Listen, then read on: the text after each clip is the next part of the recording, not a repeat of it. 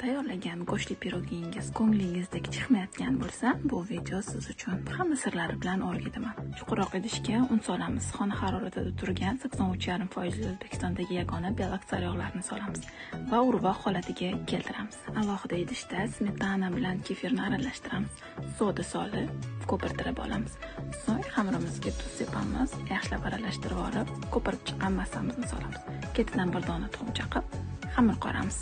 Xamirlarimizni bitta kattaroq va kichikroq zo'lagi bo'lib, yarim soat yetindirishga olib qo'yamiz. Nachinka tayyorlaymiz. Manda go'sht, piyoz, kartoshkadan foydalandim. Go'sht juda ham mayda to'g'ralgan bo'lishi kerak. Men mol go'shtini bir joydan foydalandim, chunki tez pishadi. Katta xamirimizni yoyib, nachinkasini solamiz ustidan. Ichlari sochli bo'lib pishishi uchun sayrog'imizni bo'laklarga bo'lib solib chiqamiz.